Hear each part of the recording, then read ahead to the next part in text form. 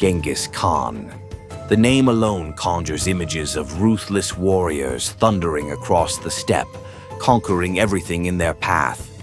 In the early 13th century, he forged the largest contiguous empire in world history, stretching from the Pacific Ocean to the heart of Europe. But how did a boy from the harsh Mongolian steppe rise to such power? And what happened to his empire after his death? Today, we'll uncover the dramatic rise and eventual fall of Genghis Khan in just 12 minutes.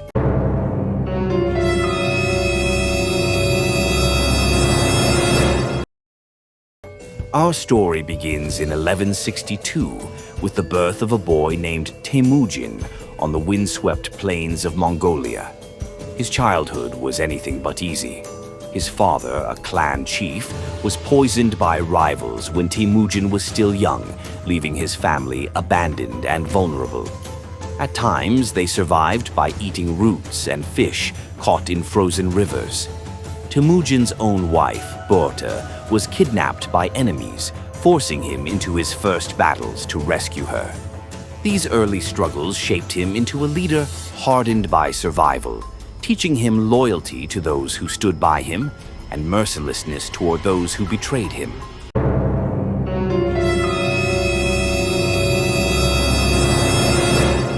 Mongolia in the 12th century was a land of rival tribes constantly raiding one another.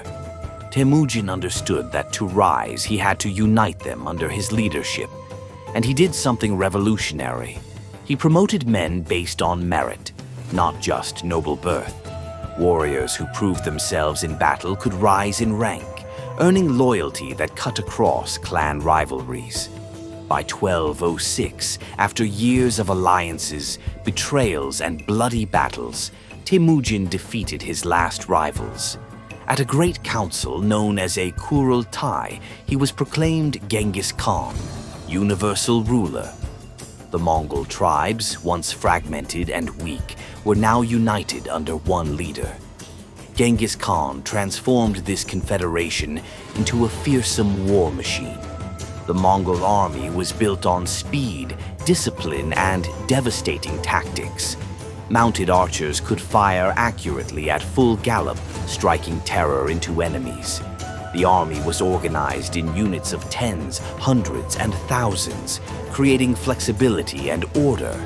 But it wasn't just raw force. Genghis also used intelligence networks, psychological warfare, and even early biological warfare, catapulting diseased corpses into besieged cities. He rewarded loyalty with wealth and punished resistance with utter destruction. Entire cities that defied him were wiped out, their names erased from history. His first great campaign was against the Shishi and Jin dynasties of northern China. The Mongols stormed fortified cities that once seemed impenetrable, adapting siege technologies from captured engineers. Victory after victory gave the Mongols access to wealth, silk, and advanced weaponry. From China, Genghis turned westward. In 1219, after the Khwarezmian Empire killed his trade envoys, he unleashed fury.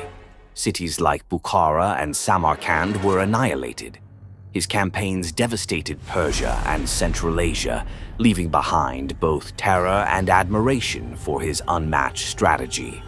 By the time of his death, Genghis Khan's empire stretched from Korea to the Caspian Sea, a territory larger than Rome ever dreamed of. Though remembered as a ruthless conqueror, Genghis Khan was also a surprisingly pragmatic ruler. He established a written law code called the Yasa, enforced religious tolerance, and promoted trade across his empire. He built a postal relay system, the Yam, which allowed messages and goods to travel at lightning speed across thousands of miles. He valued knowledge and craftsmanship, sparing artisans and scholars from conquered lands to put their skills to use. For his people, the Mongol Empire meant stability, opportunity, and the chance to prosper under a system that rewarded talent over birth. In 1227, during a campaign against the Xia, Genghis Khan died. The exact cause remains a mystery. Some say he fell from his horse, others that he was wounded in battle. His body was buried in an unmarked grave somewhere in Mongolia, its location still unknown to this day. But Genghis had prepared for his death. His empire was divided among his sons and grandsons, each ruling parts of the vast Mongol realm. Remarkably, the empire didn't collapse immediately after his death. In fact, it grew even larger. Under his successors, Ogedei, Mongke, and Kublai Khan, the Mongols conquered Russia, Eastern Europe, the Middle East, and the rest of China. Kublai Khan, Genghis's grandson, established the Yuan dynasty in China and ruled from Beijing, making the Mongols a global superpower. At its peak, the Mongol Empire covered over 22% of the Earth's land surface, the largest continuous empire in history. Yet, like all empires, it could not last. The very size that made it impressive also made it fragile. Genghis's descendants fought over succession, and the empire fractured into 4 major khanates: the Yuan dynasty in China, the Ilkhanate in Persia, the Golden Horde in Russia, and the Chagatai Khanate in Central Asia. Internal divisions, rebellions, and the difficulty of ruling diverse peoples weakened Mongol power. By the 14th century, many of the Khanates had either collapsed or been absorbed by rising local powers. The Mongol age of dominance was over. So what is Genghis Khan's legacy? To some, he was a brutal warlord whose campaigns left millions dead. To others, he was a visionary leader who united warring tribes, opened up trade across Eurasia, and laid the groundwork for global connections long before the modern age. His empire may have fallen, but his impact never disappeared. Today, Genghis Khan remains one of history's most controversial and fascinating figures, a man who rose from nothing to reshape the world, leaving behind a legacy that still sparks debate, fear, and awe. When we talk about Genghis Khan, it's easy to picture him only as a conqueror, a ruthless warrior whose armies left devastation in their wake. But if we look closer, his story reveals far more. Lessons about leadership, empire building, and the fragile balance between unity and division. First, consider how he rose from nothing. Temujin wasn't born into security or privilege. He knew hunger, betrayal, and abandonment. And yet, those experiences gave him resilience and the ability to inspire others. He understood loyalty because he had lived through disloyalty. He rewarded talent because he knew what it was like to be overlooked. In that sense, his rise shows how hardship can shape extraordinary leaders. Second, his military genius went beyond brute force. Genghis didn't just throw warriors at his enemies, he studied them. He adopted siege techniques from China, military organization from the steppe, and advanced technologies from every land he conquered. He was willing to learn, to innovate, and to adapt. His use of speed, communication, and intelligence networks made his army nearly unstoppable. The lesson here? Success often comes not from clinging to tradition, but from absorbing the best ideas wherever you find them. But his rule also reveals the paradox of empire. Genghis established laws that emphasized discipline, loyalty, and justice. He enforced religious tolerance, allowing Muslims, Christians, Buddhists, and shamans to live under the same system. He opened up trade routes that later became part of the Silk Road, connecting civilizations from Europe to Asia in a way the world had never seen.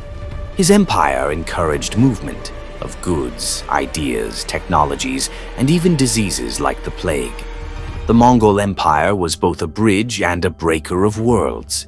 Still, the very strengths that built his empire also sowed the seeds of its decline.